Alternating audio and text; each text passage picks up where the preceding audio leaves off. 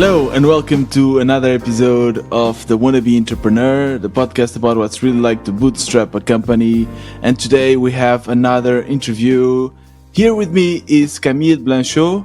Hey Camille, how are you? Hey, I'm good, and you? Very good. Thank you so much for taking the time to speak about community building, Notion, and first of all, how was it? Like, was I able to say your name properly? Yeah, you did it right. Okay. Camille is originally from France, but is living in Portugal, Cascais. Great place, near the ocean. I really love it. So really nice. We have the same time zone, which always makes everything simpler. And today we'll be speaking about community building. And Camille is let's say, organizer of the both Notion France and Portugal Notion community, right? Both of them? Also, yes. Okay, yeah. Really cool. And I'm super excited to learn more about your journey taking this challenge, and also learning more about Notion, because it's a no-code tool that everyone is using nowadays.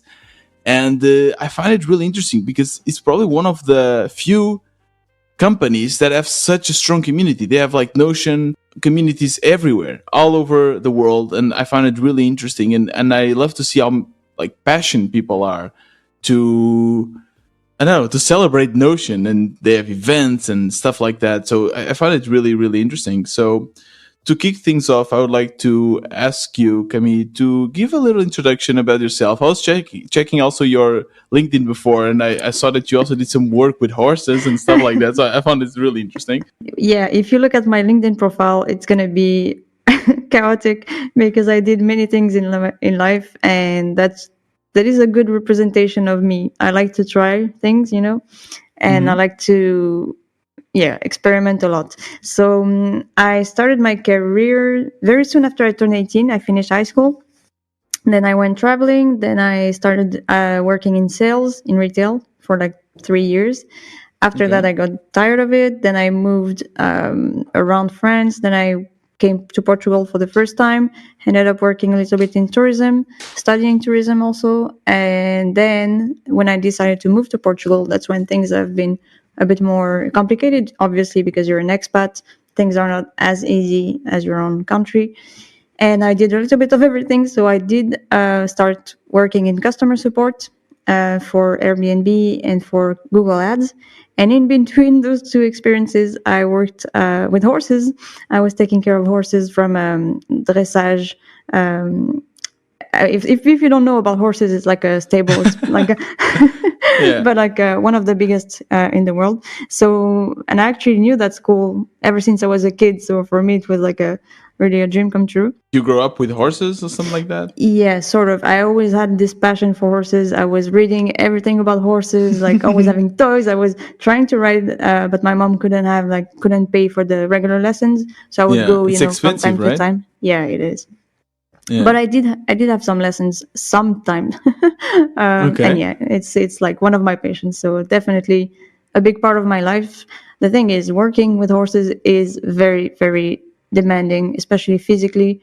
It's really hard. It's hard work. And what we call haute école, which is like the top level dressage. So the horses really do some sort of like movements. Imagine if it was dance, it would be like top level dance, a bit like ballet for horses. Like in the Olympics, right? That you see it in the Olympics or something. Exactly. And so I was taking care of the horses. I was cleaning them. I was giving them food, medicine if they needed. I was preparing them for the riders to ride, cleaning the stables. And that's basically it. But there are like 40 something horses there, so that's a lot of work.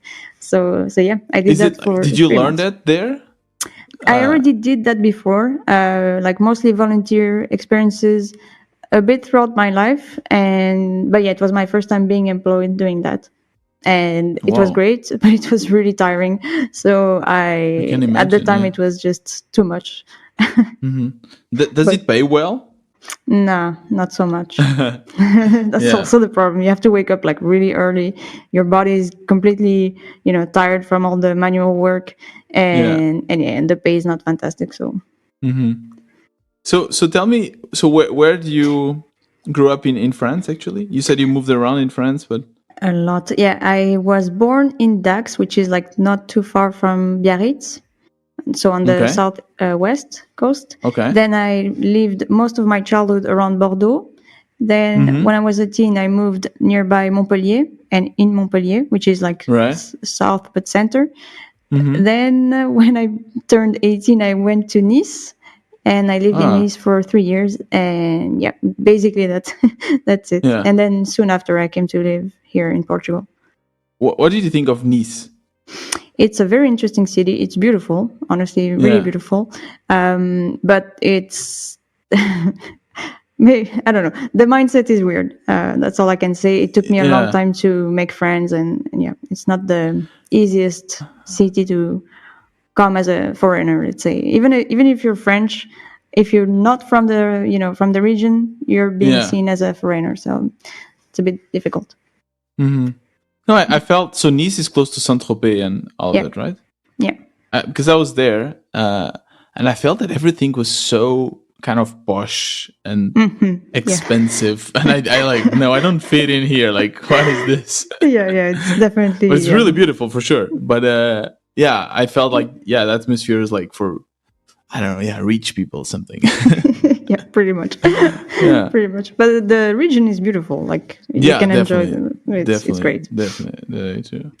But yeah. I totally agree. Why did you travel so much? When I was a kid, I didn't have much say in the process. It's just like life happening, like Right, right, jobs yeah, of the parents and stuff like that.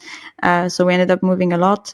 But then I just love moving. I love discovering new places. So it just became an habit almost. And right, now I'm starting to break the habit. But I used to be never longer than 2 years in the same house, which is right. crazy when you think about it. And Yes, so after a certain time, I always get the feeling inside that I need to move, like physically move. It's like almost when you want to scratch, that you feel like you have an itch. It's yeah, the same. Like I felt the need to move, but now I'm starting to stop that and learn how to be, more uh-huh. grounded and more stable, which is not very Yeah, easy.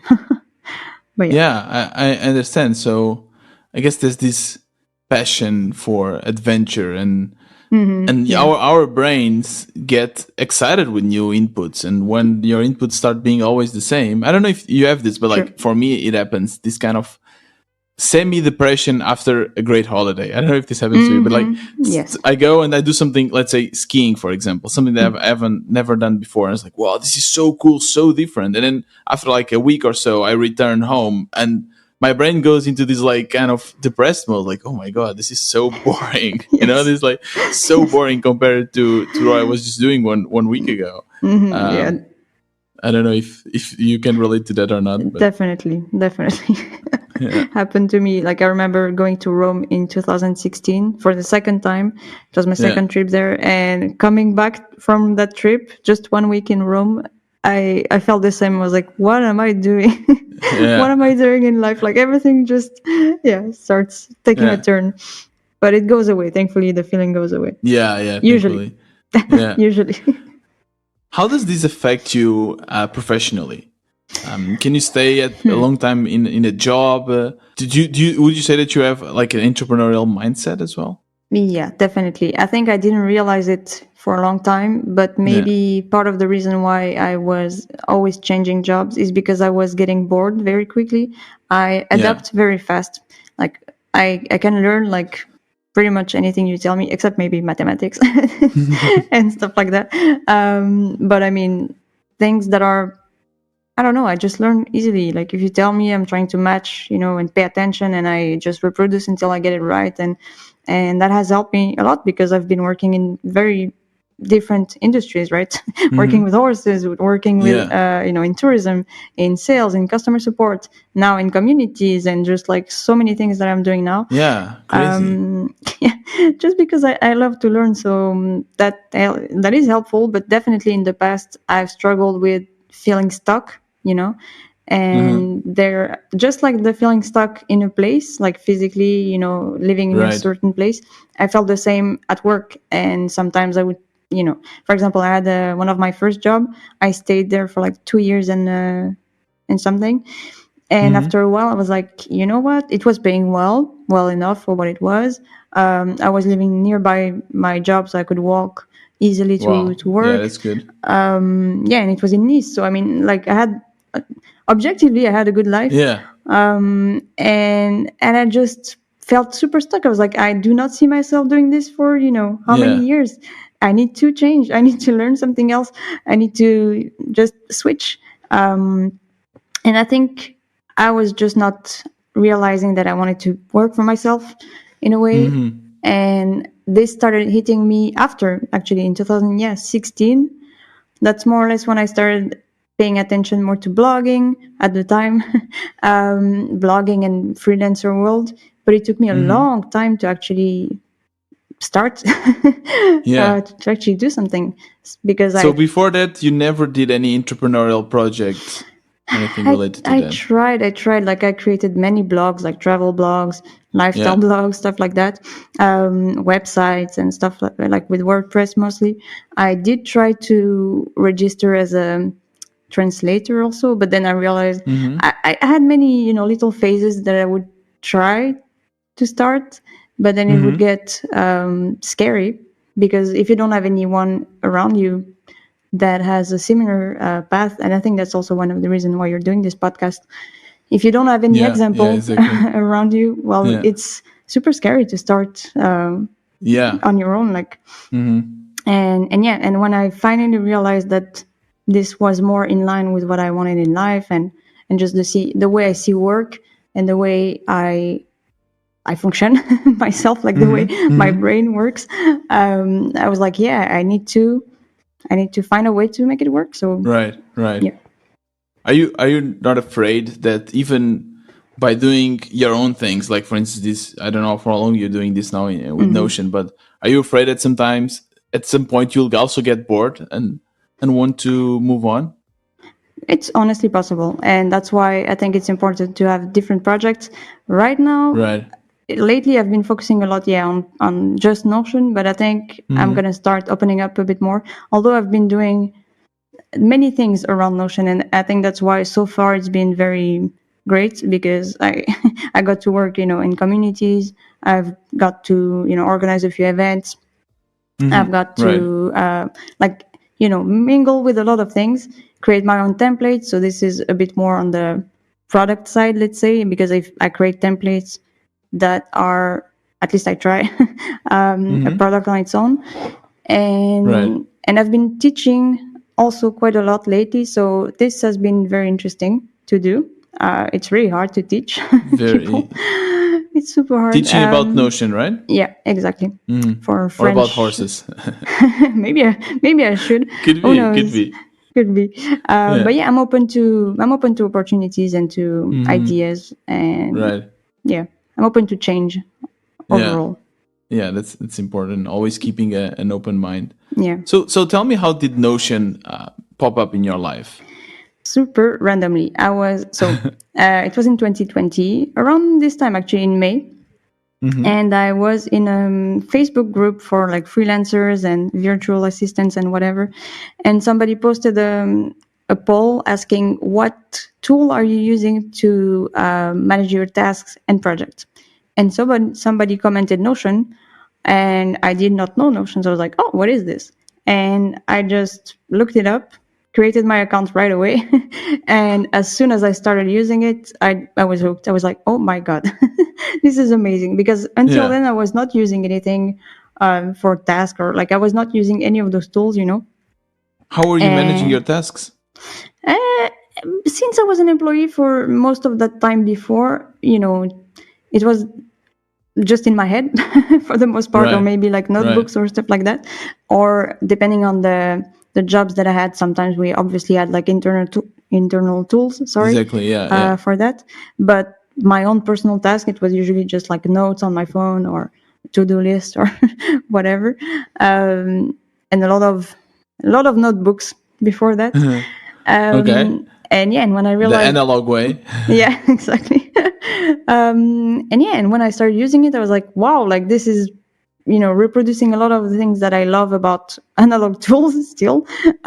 It's very flexible, but it's even more Mm-hmm. flexible because you can really combine, you can relate information between each other, you know, specifically with like the databases. You can relate databases together, and then the Right. information is linked. You can create workflows that work for you, and it was just very flexible, which I loved, because all Mhm. the other tools that I had to use for like internal use in my other companies, I was always disappointed in Yeah. some capacity. I was like, oh, this is not doing, the thing that I want to do. This is not working how I want it to work. And it has been very frustrating in the past. Mhm. So to have a tool in my hands that I can, you know, mold in a way that I can Yeah. really create what I want Yeah, I from got it, it. that was really mind blowing. I was like, wow. So But yeah. tell me, like, did you immediately understand Notion when you started using it? Because to be honest, I've heard a lot about Notion, and everyone was like, "Yeah, Tiago, you need to use it." And I tried using it, and I tried creating some templates and everything, but I didn't fully get it. Like, I don't know, maybe I'm now I kind of understand it a bit better, and I understand that it's really cool. But it was not obvious for me how to use this. How was it for you? Like, how was the learning curve? It was sort of easy because the same day that I learned about it and created my account, I spent 2 hours right away on the tool. I was so excited about it that I spent 2 hours in a row. At first, my very first page was just taking all of my very nicely organized favorites, on my browser on Google Chrome. I had a lot of Mm-hmm. websites and stuff like that. And so I recreated like a page with a bunch of different titles and toggles and just making a list. I was not using databases. No, actually, that's not true. I had created a few databases to start. And it started like this. It started with me experimenting to organize all of my information in websites on one page. And soon after, I just kept on doing it. The next day, I was on Notion again to experiment. And I did that for a few days because I was understanding that it was letting me create documents Right, and right. arrange information in databases. But then I started like not even looking at videos per se, but I don't remember where I started, but I think I was almost immediately on Twitter. And I realized that there was a lot of people talking about Notion on Twitter, Yeah. and I was like, "Wow! Like this is a new world opening up for me." Yeah. And I created an account again because I used to have an account back in 2009 on Twitter, 2010, Yeah, same. Yeah, the very exactly. beginning. But I Twitter is had amazing, by the way, because it's is one of the social medias where, like, I used to use it a lot, then I stopped completely, and mhm, now I'm using it again. yeah, And like Facebook, for instance, is the opposite. I mean, you use it and it dies, and yeah, maybe Instagram and so on. But like Twitter, kind of reborn from the hmm, ashes. yeah, It's completely. really I cool. feel And yeah, I now feel you the have same. 2,000 followers. So this is Yeah. already the new account, right? Yeah, this is a new account Yeah, because my yeah. old account, yeah, was in high school. It was just, oh my god, thank God I deleted that one because it was just Ah, damn! I was already about to go and research. no. I was always a bit careful with those kind of things, getting rid of the evidence. I was like, thankfully, but yeah, I love Twitter. It's a great tool, and yeah, so I started like looking at people on social media mostly, and specifically Twitter, and just looking at what they were doing with it. So sometimes they had templates, sometimes they were making videos, sometimes they were just posting on Twitter itself, and I was like, wow, and just trying to pay attention to everything and understand everything. And whenever they were trying to, I don't know, make a tutorial, I was trying to follow it, even though I didn't need Hmm. it for anything at the time, but I was just trying to What? learn the tool. Interesting. Uh, But you what know, were you doing besides it? Like, were you working? Like, were you in between jobs? I was in between. So it was after I left one of my jobs in customer Okay. support for Google Ads, and I was already decided that I was going to be a freelancer, but I was not set yet on what I was going to do. I thought I was going to be Right. doing more of like simple web designs with like WordPress, Right. and Right. I was starting to do a few websites for like friends and people that I knew. But then something was just not right. And that's when I discovered Notion. And I don't know, I just felt drawn to it. It's weird to say it, but it's true. Like, I just felt I had a lot of time since I was not employed Yeah. or working. I was in a phase where I was still thinking about what I was going to do exactly and how I was going to market myself. And yeah, and turns out that I focus on Notion. It was a great choice. Yeah. So tell me about it. Like, why was it a great start? So you started building, you started like kind of becoming somehow an expert, and I love the passion, by the way. Like the fact that you're just like following the tutorials. Like, who does that? To be honest, like at least myself, like I hate following tutorials. Like Yeah. I just want to. I have something in mind and I try to accomplish it. So you're really Mhm. passionate about this tool, which I find amazing, by the way, that there's a tool that can, trigger this kind of passion from their users. I think they really Mhm. have the product market fit there. But how did you go from there to starting the French Notion community? Mhm. So at the time, so I was on Twitter, and I realized that there was a lot of content already on Twitter, on YouTube, on almost everything. But at the time in 2020, early 2020, it was almost only in English. Mm-hmm. And at least in French, like there was literally almost nothing. And I was like, that's so weird, because I was like, this is impossible for this tool to not have any other French users. Where are they? And what are they doing? And why is no one creating content around it? It felt really weird, And so I started like looking around online, trying to find other French users. And I started having this idea. Oh, it would be so cool to have a, localized community just for French people. Mm-hmm. And then I But started why? Why did you feel the need for that? Because, I mean, you speak English. It's yeah, fine, right? So I why did you think feel because that I need? wanted to share, I wanted to share my excitement for the tool. It was weird, but like I felt the need to, because even though I speak English and it's fluent and all of that, it still gets tiring. It's different when you, at least I don't know how you feel about this, but for me, at the end of the day, if I speak English for most of the day, I know I'm going to be a bit more tired than if I speak my own language, even though I don't Okay. realize it during the time, but at the end of the day, I do feel a bit more tired. And yeah, it's interesting to have different content in different languages, because sometimes you might find differences in the way people see something, cultural differences. Right. Mm-hmm. And so I was curious to see how other French people would perceive the tool. Um, if I was just alone in my craziness and my passion, or if other people felt the same. Maybe a bit less passion, but if they felt also intrigued, at least intrigued and happy Yeah. with the tool. Exactly. Yeah. And yeah, and so it started from this idea. I started contacting a few people that were creating a little bit of content about Notion, or some people that had started like meetups, but very few at the time. And some of them replied, some of them did not reply. And with the two other girls that did reply, mostly we decided to create the French community. And so that was the start of it. And it was in around September 2020 that we started talking about it. But were you already living in Portugal or still in France? Yeah, I was already in Portugal, Okay. Okay. because I moved here in 2018. Okay. So you met these people and they said, okay, maybe there's the possibility to create a community, and you just did it as a way to share your passion and see if the others would have the same passion for Yeah, Notion as you did. At the time, were you thinking, okay, maybe I can make a profession out of this? absolutely not. Absolutely not. I was I was just starting to think maybe I should create templates, paid templates, or become a Notion consultant. This was starting to be an idea of mine, but it was not completely set in my mind. Right. So the community was, I didn't even know, for like per se, that communities could be a product in a way, or Yeah, I understand that. so for me, I just did it really out of wanting connection, wanting to share.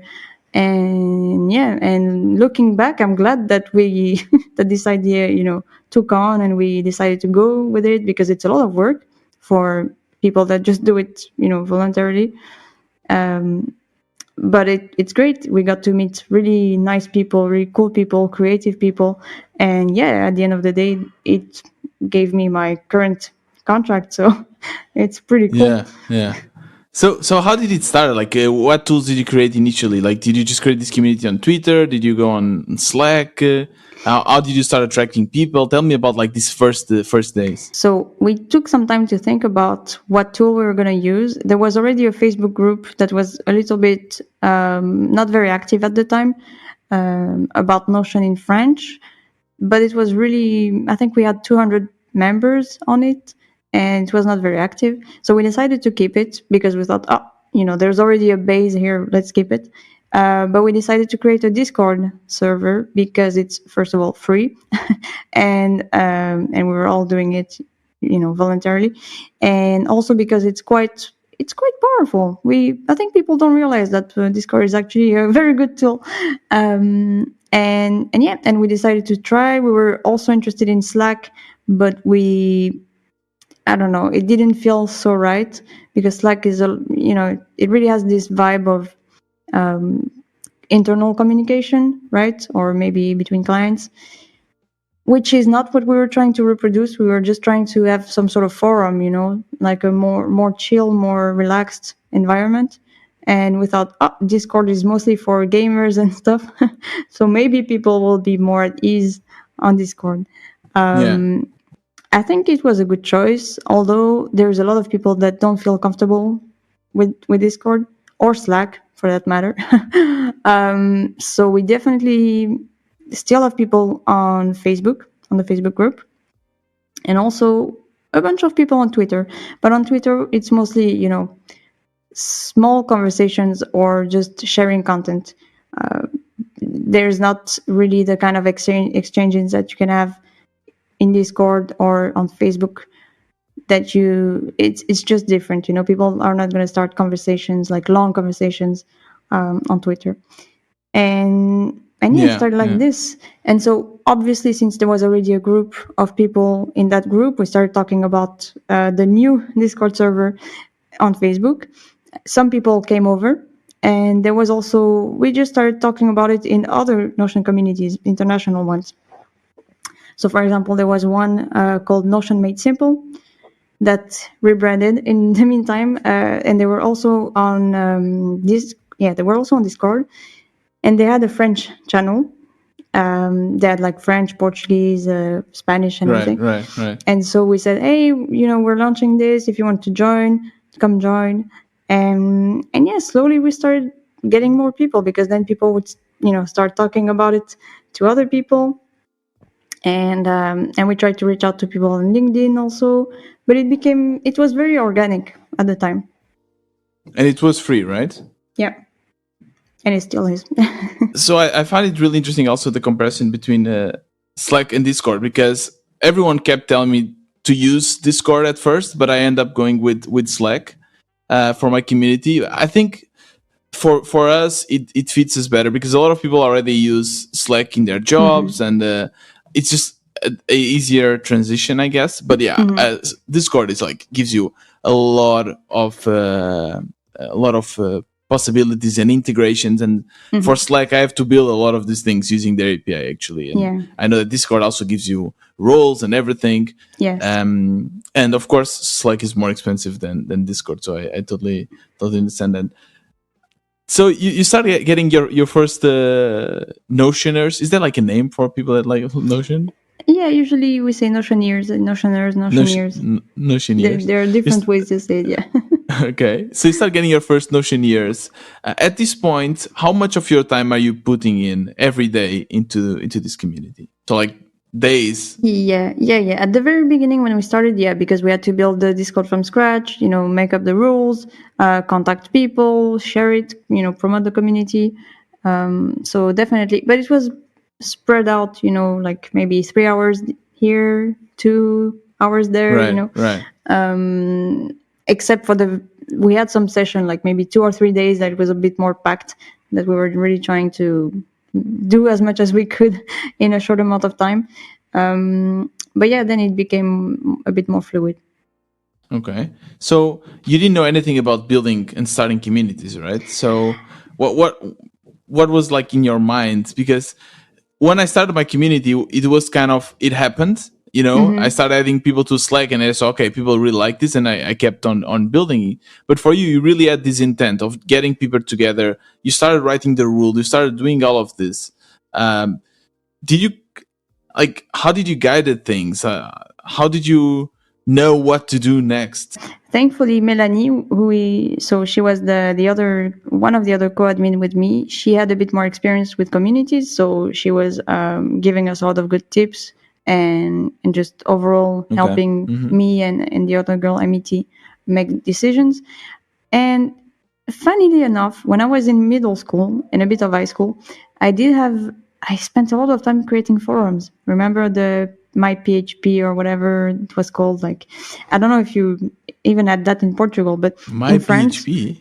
No. I think it was called like that. It was like a way for you to create forums in PHP, except that you would not actually code. It was like a pre-made, self-hosted solution. And a lot of people in France created forums about pretty much anything. It could be about dogs, it could be about plants, or it could be like RPGs, so like you would write stories and interact with other people. I was in a forum for many years that was around graphic design and art in general. So it was a big thing at the time in like the mid 2000. And at the time I was creating a lot of forums and I was a moderator in some of them. So yeah, I had a little bit of experience from that aspect because I knew that things had to be organized, had to be clear, the rules especially, and how to begin, well, like what to do once you're in that space. So I think it started a bit organically and with a lot of help from Melanie, and then we just listened a lot to the feedback that we would get, and the ideas from the members, and just see if we thought it was a good idea or not. Or sometimes members will give you suggestions that so I don't know, for me at least, a lot of people ask for new groups. They keep on saying like, you should create a group just about this or just about that, and for me I feel that it doesn't make sense to just add a lot of groups, because then you're just spreading the attention around, and then you will lose engagement, for instance. That is true. What were the first groups you created? Do you remember? So we don't. So what we have is like categories on the menu. The organization is like categories, and within the categories you have channels. And the very first few that we had was just like regular discussion. We had a help center, sort of like where people could ask their questions. There was one for suggestion and bugs. There was one for articles, like guides and stuff like that.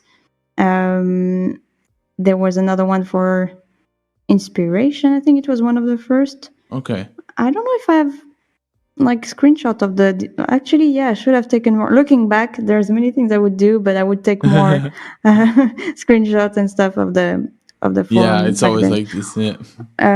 But yeah, we started with few channels, and then slowly we started adding more categories.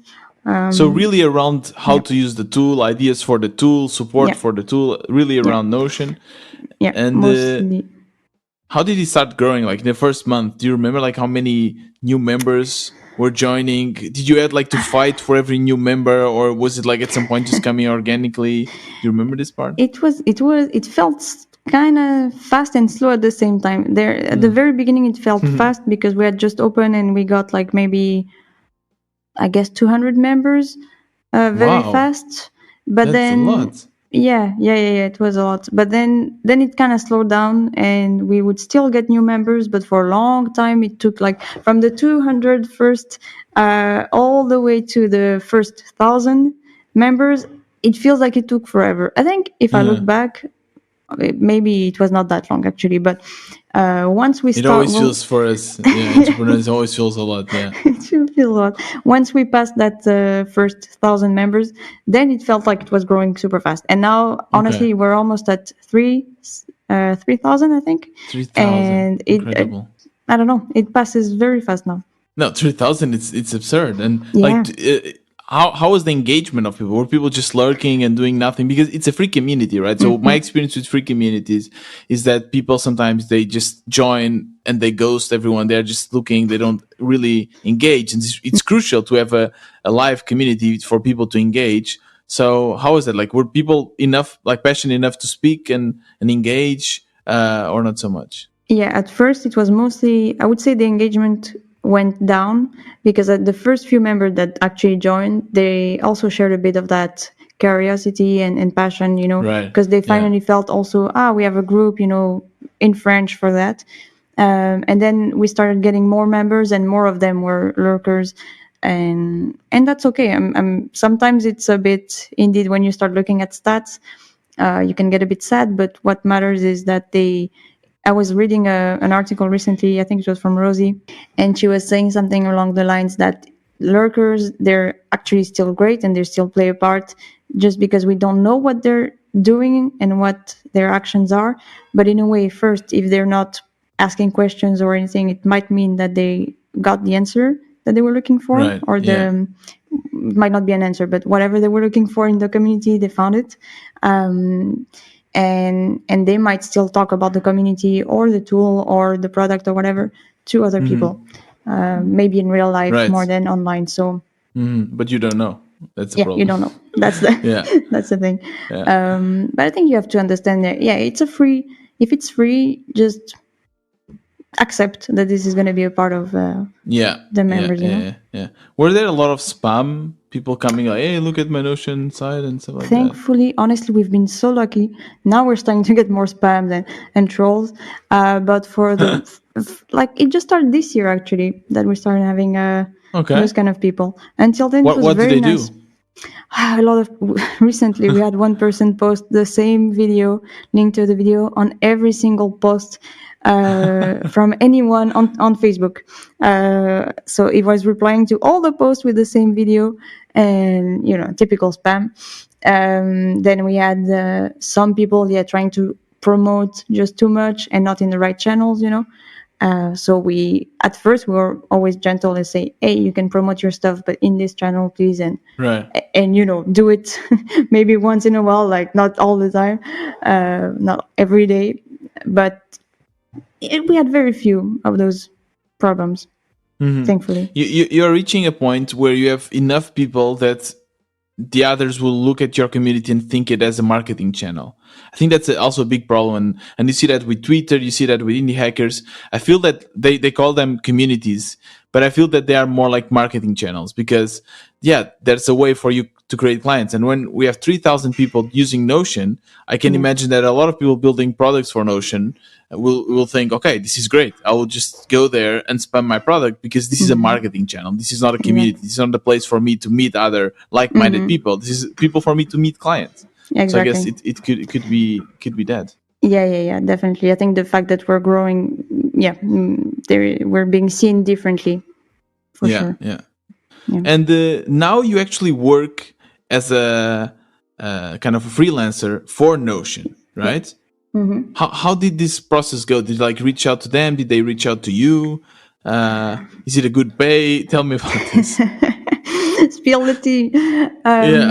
So basically, since October of 2020, I became a Notion ambassador, which is like a program of volunteers that love the tool and they talk about it. And so we have a network in Slack, actually, where we share ideas, we discuss Notion and stuff that has nothing to do with Notion.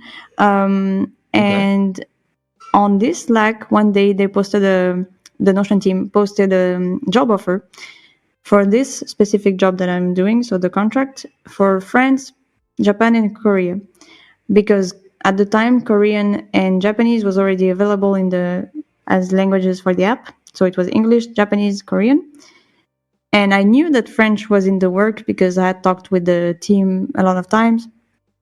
And I knew that French was going to come up eventually. And so I saw this and it took me some time to know if I was going to apply because I felt a bit scared in a way. Okay. And I really wanted to make sure that if I applied, I was going to be very happy with my choice, So, But because what was the job specification? So essentially, which is what I'm doing here, it's a mix between like helping with marketing, like tasks in general, because it can be very broad, helping with localization, also very broad because there are people that are specialized, for that, but helping out with those kind of things. And then taking care, keep doing what I've been doing before. So managing and building the community, the French one. So Okay. it's the same also for Japan and Korea. Essentially just, Interesting. create events. It was very flexible from the get-go. Yeah. So did Uh, they tell you like where you should manage this community, or could you just, no. because you already had a community of, Yeah. I don't know, 2,000 people or so. So you kind of were already doing the job for free. Like, Yeah. did they just say, okay, great, you already have this as an experience, or did they say, no, you have to follow these guidelines, you have to use Slack, you have to do events every other week, whatever? Like, were there like guidelines? There were guidelines, but no strict rules like this at all. And I think the reason why I might have gotten the contract is because I've done all of that with the other girls before. Right. The difference is that one of the admins, she is a virtual assistant, and she's been in the business for a long time. So she has this business part, taken care of, and she's not looking for other opportunities. So she was not really interested in that. And the other admin, Melanie, which I talked about earlier, she's more, actually, she could have applied, but I think she was already starting to move away from Notion a little bit. And in general, I think she was getting a bit tired of just being in that space. And Right. so when I saw it, I was like, honestly, this makes sense, right? It's the continuity of what I've been Exactly. doing. Yeah. So yeah, when I applied, honestly, it was very fast to get an answer. Okay. So I think it was probably easy for them to think the same. Like there's Yeah. already a base. Let's She's keep already going. doing this, basically. Like, let's now pay her, kind of Exactly. thing. Yeah. Yeah. Yeah. So yeah, it's been great. And yes, Notion pays well. Yeah. Cool. So it's a fully remote job, right? Yeah, yeah, because it's a contractor position, not employees. They don't work remotely. Oh, okay. Okay. And like, what are your metrics? What do you have this kind of KPIs and thing like, yeah, you need to, I don't know, I don't even know. Like, I didn't even know this was a job, like to be the head of a community or something. So like, what are the metrics that Notion gives you? They're not looking at metrics so much. I mean, if I report them, obviously I try to share mostly the growth of Notion. And if there is, like, for example, events, I always try to share the engagement on events. So like the actual number of signups, the number of show Okay. up comments and stuff like that. But it's not the only thing. It's mostly about action taken rather than results that are less in your control, right? Because you can take a lot of actions, and sometimes you might be a bit disappointed by the number of followers that you're gaining. Or I think this is something that comes up a lot in creators and indie hackers and this kind of world, freelancers in Yeah. general, is that what matters most is like consistency. Yes. And so if you are consistent in your actions, then results usually come, right? So it's not a 100% chance that things will go perfectly well, Exactly. but Yeah. still it helps. It helps if you're being consistent with your content creation or your development, marketing, whatever you're doing. Just keep doing more of it, and people will notice. Yeah. But they don't So give you like the, like, let's say, number of posts you need to do or number of events you need to do. They don't control you in that way. no. No, Wow. that's what I really like about this this It's job and weird, but this it's contract. weird, isn't it? Like, I don't know. Like, at least probably you, in all of your other jobs, you had things like you had to Yeah. clean the horses, or to do this number of sales, or Yeah. this number of calls. But this seems such a, I don't know, an open job. Like, how can they control you? How do they know if you're doing a good job or not? By the Right? results, like essentially they can see if there is more engagement, more overall community members, and also more users in the space, or maybe in France, or if there are more users with paid plans, or that have Right. used certain feature of the app. So then I don't know exactly what they control on their end, but they have analytics, and they do see overall how the market evolves. You Yeah. know, so then this kind of feedback, like really data controlled, is not going so much back to me. But yeah, we focus more on like creating events and just engaging a lot Interesting. and yeah, sharing What do you ideas, think? creating. What do you think is the business advantage of having such a big community? Why is Notion putting so much effort and money into building all of these communities? Do you know? Because it's much easier to retain a customer than to gain new ones. So having a community is like essentially keeping them in, right? You have a new user. If there is a community, there is more chance that that person is going to keep using the tool. That can Right. be true for anything, or a product. I mean, like, it doesn't have to be a software. That's what I'm trying to say. Because you feel supported. So then if you have questions, you're going to have an answer to your question. If you're lacking a bit of inspiration, you can ask people to help you, brainstorm some ideas. You can show off your work. You can Right. meet new people. So it really makes sense because on the marketing side, you can easily reach new people, get new members, keep them in, Yeah. help them with the onboarding and education side. You can make sure that they use more features because there's going to be more content created around it. Right. There's going to be people helping, so people might look for help and other will want to help, which in return makes them look like experts and they might become experts. So Yeah. then they can make a living out of this. So it's just a very, Yeah. a complete solution in a way. Exactly. But how do people? So because Notion is mostly free, right? It's like, when do you actually upgrade for a paid plan? If you want to start using it in, like, not alone, essentially, because if it's free for your personal use, if you want to start inviting people or work with it as a team, then you need a paid plan. So very Okay. quickly, if you don't use it only for your own personal organization, you're going to need a paid plan. So, and that's where Yeah. it's all making sense. Okay, got it. Yeah, I think there's this other company called Atlassian. I don't know if you know it. Like, they Yeah. have Jira and all of that, and they kind of have a similar approach. They have like ambassadors, and in that way, now if as a company owner, I invite people to join or hire people, they already know Notion, so they'll be like, okay, let's just use Notion, and then we end up paying Yeah. for the premium plan for that. So yeah, it's really interesting and it makes total sense.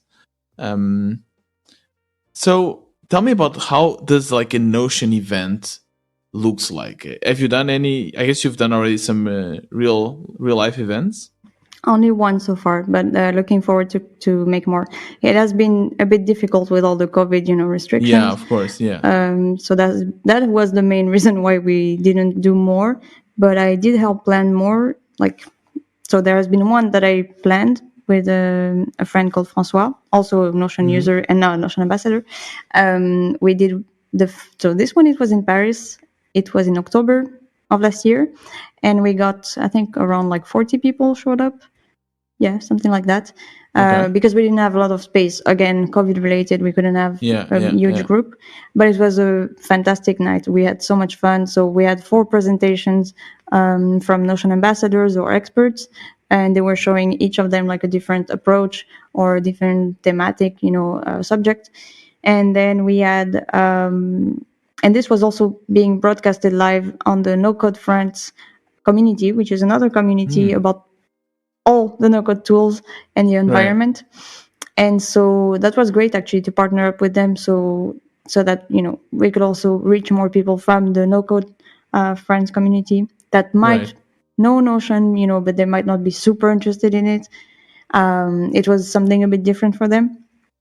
And so yeah, it was mostly these 4 presentations, and then we spent a lot of time just talking talking Yeah. all together in the room and having Cool. drinks and food, and yeah, it was a great time. It was Did you very have cool. like people that you kind of considered friends already, Yeah. but then you met them for the first time? Yes. Even my client at the time, one of my client, and a bunch of people that I consider friends. Indeed, we finally met in real life, and it was, Yeah. for me, it was I don't know, it was fantastic to finally meet those people. It's Was always, it awkward? No. No, not at all. Not at all. Because since you're in the community, you speak to each other a lot, Yeah. maybe not daily, but like weekly almost. Yes. And it just felt very natural and Uh-huh. very cool to be with everybody. Yeah. I think we all had Really a cool. great time. Yeah, it's amazing what you have built, what you have made, from someone that just liked Notion and spent the first 2 hours since you found the tool working on it until this Yeah. in I guess 2 years less, like Yeah. it's been what 1 year and a half or so. Yeah. Two Uh, years. Yeah. the fact that you're able to get a job at Yeah. Notion, that you are now getting paid to do this, is incredible, right? Like how does it feel? Does it feel that this is a job that you're passionate about, something that you really like doing, and wake up and don't feel tired or obligated to work on it? Yeah, definitely. I think this is the most fun I've had in a job, probably almost ever. Like there has Yeah, been some other jobs that I really liked, but I get tired, as I was saying earlier. I get tired easily or bored or whatever. But yeah, this, no, it just feels very natural and it feels great. It feels great. I really yeah, get to do. Yeah, yeah. sometimes it feels a bit unreal because this whole transition, as you said, it's been 2 years because I did sign up on Notion in May of 2020. So I don't remember the exact Ah, right. day, Yeah, but it's been 2 years, and sometimes it just goes so fast, and I'm not realizing what yeah. exactly just went on, like Uh-huh. what happened in the past 2 years. Sometimes it feels very real, but sometimes it just feels like, did this really happen? Like, Yeah, is this yeah, really my life right now? Or yeah, no, yeah. I'm very lucky. What are your plans for the future? That's the question I can never, I can never answer because I don't know. I don't make plans anymore because I mean, not set plans. I do make plans, obviously. I plan like projects and stuff, and I do have some goals in life. But I try to not make any set plans because life has taught me again and again that it's very unpredictable. I never ever planned on living in Portugal. And here I am. It's been almost five Yeah, years. So just I go with the flow. We'll see. yeah. We'll see where I Okay. go. Cool. Camille, thank you so much for taking the time to speak about your passion about Notion, creating a community, about your own personal life and goals. Was really, really a pleasure. Thank you very much. Thank you so much. I had really a lot of fun talking with you. And I hope And you listeners also enjoyed this episode. yeah, I'm sure. And I will link your Twitter profile on the show notes so that maybe other Notioneers can reach out to you with questions or join your community. We didn't Please speak do. about the Portuguese community, but you started it as well, right? So if there's any Yeah. Portuguese people listening that want to join, they can do We, it as well, right? yes, we don't have a website yet. We do have a Discord server. It's just look us up on Twitter. Actually, it's going to be easier. Portugal Notion, because we couldn't get the Portugal Notion Notion. Portugal handle. So Portugal Notion. And All yeah, right, I will link it in the show notes. Thank you. perfect. Thank you so much. It was really cool. And this was another interview on the Wannabe Entrepreneur podcast. And if you are a new listener coming from knowing Camille, then there's a lot of cool episodes for you. And let me recommend you two interviews that you might like if you are into NoCode or into community. So if you are into community building, I've interviewed Rosie Sherry, so it's episode 211, and she really shared really good tips on how to build a community. She has a lot of experience in that realm, and I think you'll really enjoy it. And if you are into no code, I actually interviewed Pierre Tillman, which is a no code freelancer. He's helping companies, people building tools using no code, and he shared a lot of tips, and he also shared his toolbox, so the tools that he uses and likes the most. It's episode 170. Both of these episodes will also be linked in the description. Besides that, if you like this podcast, make sure to share it. I'm trying to grow it, and if you share this interview or whatever episode you like with your audience, it will really help. And I have a community of bootstrappers, a place where we all hang out and support each other building our own projects. So if you are a bootstrapper or a wannabe entrepreneur, join us in the WB space. It costs $10 per month, but believe me, I think you will really, really enjoy it. Links will be in the description. Make sure also to add me on Twitter, WB Podcast. See you next time.